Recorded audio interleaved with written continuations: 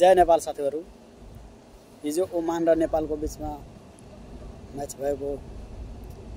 नेपालले चाहिँ टस जितेर पहिला ब्याटिङ गर्ने निर्णय गरेको हैन। नेपालले ब्याटिङ गर्ने क्रममा सबै दिन भन्दा राम्रो ब्याटिङको परफर्मेन्स दिएको छ। किनभने पावर प्लेमा जहिले पनि नेपालले विकेट दिएको हुन्छ, एउटा दुईटा दिएकै हुन्थ्यो के। तर हिजोको एकदम सेन्सिटिभ र एकदम धैर्यवान भएर खेल्यो हैन। पावर प्लेमा 53 रन बनाएर एउटा पनि विकेट गुमेको थिएन। तर हिजोको जुन पावर प्ले मजा आयो है, हेर्न मजा आयो। हुन अझै अलिकति रन बढ्नुपर्ने थियो हैन। जस्तै 60 भन्दा 70 हुनुपर्ने थियो हैन, माथि हुनुपर्ने थियो 60 भन्दा। तर पनि एकदम राम्रो परफर्मेन्स गरेर धेरै मजा आयो है हेर्नमा।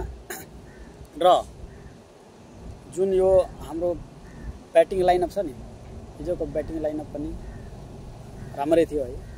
जस्तै अब नेपालले ब्याटिङ रोज्यो। पहिला नेपालले 20 ओभर खेलेर ओमानलाई 151 को टार्गेट थियो।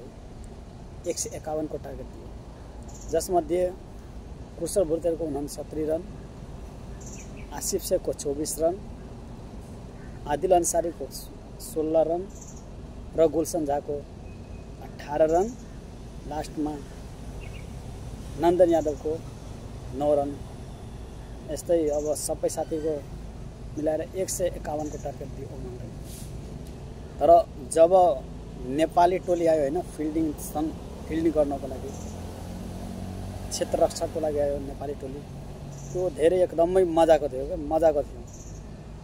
जहिले पनि ब्याटिङ लाइनअप नचल्यो भने बलिङ लाइनअप र फिल्डिङ चाहिँ नेपालको एकदम दामी रहेछ है, एकदम खतरनाक रहेछ। सबैमा आपसी कम्बिनेसन भइरहेको हुन्छ, कुराकानी भइरहेको हुन्छ हैन। कसरी गर्ने, कसरी विकेट लिने, के गर्ने नगर्ने हैन, कुन ठाउँमा प्लेयरलाई चेन्ज गर्नुपर्छ, फिल्डरलाई कताबाट कता चेन्ज गर्नुपर्छ भन्ने विभिन्न किसिमको कुराहरू आपसी मेलमिलाप भइरहेको हुन्छ है, कुराकानी भइरहेको हुन्छ। यो पिचमा कुन बलरलाई लगाउँदा राम्रो हुन्छ, स्पिन चाहियो कि फास्ट चाहियो, कुन खाले यो अब बलिङको ग्रिप कस्तो गइरहेछ भन्ने पनि विचार गर्नुपर्ने हुन्छ हैन खेल्ने बेलामा। त एकदम मजा आयो है हिजोको। अब हाम्रो वर्ल्ड कप क्वालिफायर अब 2026 को लागि सबै साथी रेडी भएर बसौँ, तयारी भएर बसौँ। अब इन्डियामा गएर एकदम मजाले एकदम पुरै नेपालीको पुरै समर्थन चाहियो, एकदम जोरतोरको साथमा एकदम है। जसरी हामी नेपाली क्रिकेट टिमलाई नेपालमा माया गर्छौँ, साथ दिन्छौँ, त्यस्तै अब इन्डियामा गएर पनि एकदम पुरै नेपालमा पुरै मैदानभरि गुन्जेमान हुनुपर्यो क्या साथीहरू। अनि नेपाली क्रिकेटर, नेपाली खेलाडीको हाम्रो मनोबल बढ्छ र तिनीहरू चाहिँ भित्रैबाट जोस जागर आउँछ अनि एकदम राम्रो पर्फर्मेन्स गर्छ भन्ने हाम्रो आशा छ है। अब विपक्षी टिम ओमान चाहिँ 20 ओभर खेलेर 113 रन बनाउन सफल भयो। हाम्रो बलर उसको मतलब ब्याट्सम्यानलाई चल्ने मौकै दिएन क्या। दिपेन्द्र सिंहजीको ओ माइ गॉड, दिपेन्द्र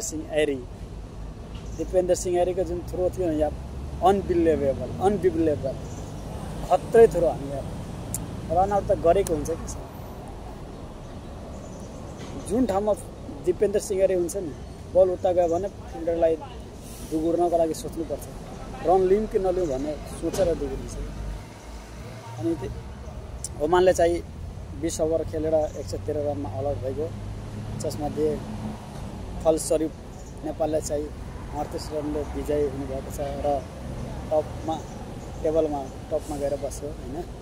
क्वालिफाई भइसक्यो है। अब हामीहरूले फाइनलको अब इन्तजार गरौँ, वेटिङ गरौँ र फाइनलमा एकदम मजाले एकदम हाम्रो टोलीले, हाम्रो क्रिकेट टिमले पर्फर्मेन्स राम्रो गर्छ भन्ने आशा छ है। र यसपालिको हामीहरूको लक्ष्य छ ट्रफी। हामीहरूको लक्ष्य चाहिँ ट्रफी, एसिया कप 2026 को ट्रफी नेपालमा देखेको पायोस् ज्यादै नै खुसी लाग्छ। र नेपालले ब्याक टु ब्याक पर्फर्मेन्स राम्रो गर्दैछ, यसको कारण के होला? तपाईहरु कमेन्टमा भन्नु है। जय नेपाल।